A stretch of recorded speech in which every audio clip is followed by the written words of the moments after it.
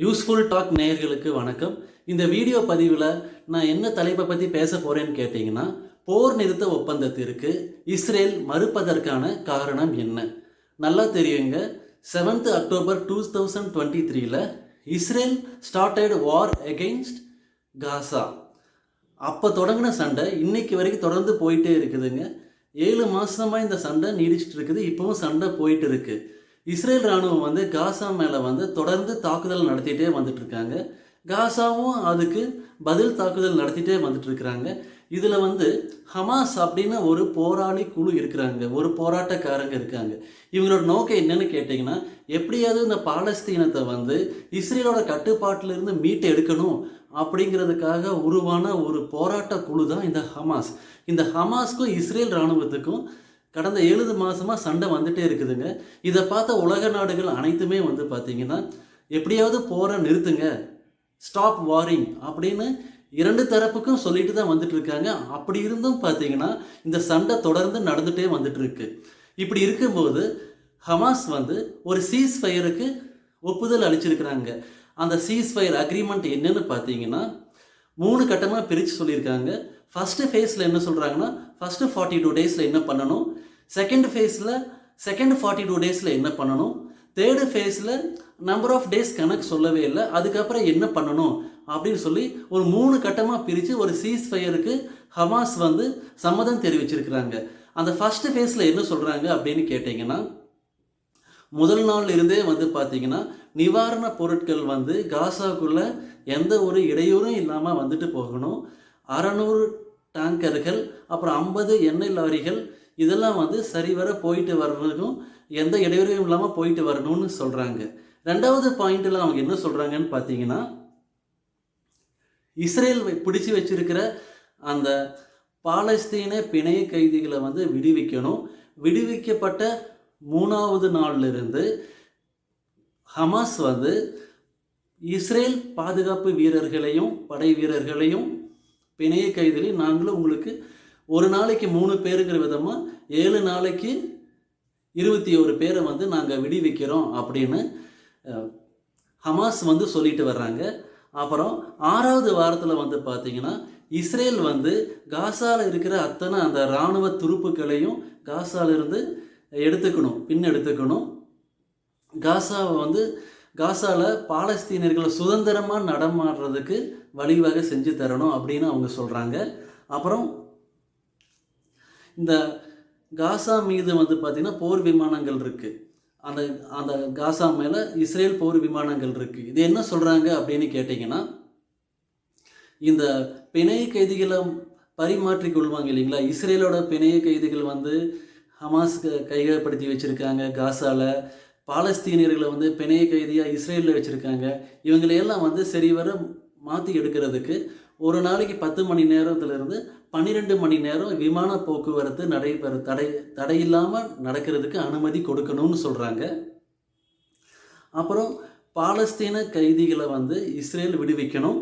திரும்பவும் அதே தான் சொல்கிறாங்க. இஸ்ரேலோட பிணைய கைதியில் நாங்களும் விடுவிச்சிடுவேன்னு சொல்கிறாங்க. இப்போ பார்த்திங்கன்னா 40 இஸ்ரேலை ஹாஸ்டேஜஸாக ஹமாஸ் பிடிச்சி வச்சுருக்காங்க. அதில் 33 பேர்த்து நாங்கள் முதல் கட்டமாக வெளியிடுறோம். அதில் பெண்களும் அடங்குவாங்கன்னு சொல்கிறாங்க. அப்புறம் நிர்பந்தம் ஏற்பட்டுச்சுன்னா பொதுமக்கள் அனைத்து தரப்பு மக்களையும் நாங்கள் விடுவிக்கிறோம் அப்படின்னு ஹமாஸ் சொல்லியிருக்காங்க. கடைசி பாயிண்ட் முதல் கட்டத்தில் என்ன சொல்கிறாங்கன்னா, இஸ்ரேல் ட்ரூப் இஸ்ரேல் இராணுவ துருப்புகள் முழுசாக காசாவை விட்டு வெளியே போயிடணும் அப்படின்னு அவங்க முதல் கட்டத்தில் ஃபஸ்ட்டு 42 டேஸில் என்ன பண்ணணும் அப்படிங்கிறத சொல்லிட்டாங்க.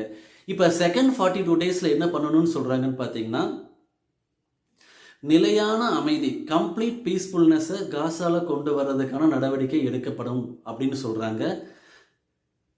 காசாவில் இருக்கிற இஸ்ரேல் இராணுவ துருப்புகள் முழுமையாக காசாவை விட்டு வெளியே போயிடணும்.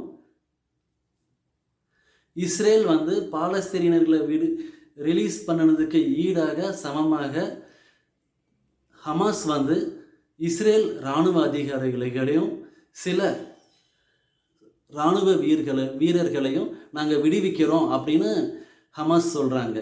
இப்போ இதோட 2வது கட்ட ஒப்பந்தம் முடிவுக்கு வருதுங்க.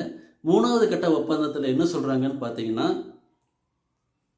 முழுமையாக இஸ்ரேல் வீரர்களோட இறந்த உடல் வந்து காசால இருக்கும், பாலஸ்தீனியர்களோட இறந்த உடல் வந்து இஸ்ரேலில் இருக்கும். இந்த மாதிரி இருக்கும்போது அவங்கவங்க நாட்டு மக்கள் வந்து அவங்கவங்க நாட்டுக்கு போயிடணும் அப்படின்னு அவங்க சொல்கிறாங்க. அடுத்தது வந்து காசா பகுதியை கம்ப்ளீட்டாக சரவுண்ட் அவுட் பண்ணியிருக்கிற அந்த இஸ்ரேல் இராணுவம் சோல்ஜர்ஸ் வந்து கம்ப்ளீட்டாக அவங்க இஸ்ரேல் நாட்டுக்கே போயிடணும், இஸ்ரேலோட எல்லையில் தான் இருக்கணும், காசாக்குள்ளே வந்து இஸ்ரேல் இராணுவம் வரக்கூடாது அப்படின்னு அவங்க சொல்கிறாங்க. கடைசி பாயிண்ட் என்ன சொல்ல வர்றாங்க அப்படின்னு பார்த்தீங்கன்னா 3லேருந்து 5 வருஷத்துக்கான திட்டத்தை சொல்கிறாங்க. இதில் வந்து இந்த யுத்தத்தில் வந்து இந்த போரில் வந்து இன்ஃப்ராஸ்ட்ரக்சர் கம்ப்ளீட்டாக சீர்குலைஞ்சிருச்சு. காசாவில் வீடுகளில் இடிஞ்சு போயிடுச்சு, ரோடெல்லாம் டேமேஜ் ஆயிடுச்சு, பாலங்கள் இடிஞ்சு போச்சு. இது எல்லாத்தையும் வந்து ரீஇன்ஃபோர்ஸ்மெண்ட் பண்ணணும், மறுபடியும் புதுப்பிக்கணும்.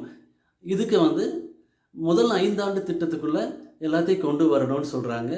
எகிப்த், கத்தார் மற்றும் ஐநா சபை மற்றும் தன்னார்வ அமைப்புகளில் உள்ள நாடுகள் இவங்க எல்லாத்தோட மேற்பார்வையில் இந்த பணிகள் நடைபெறணும்.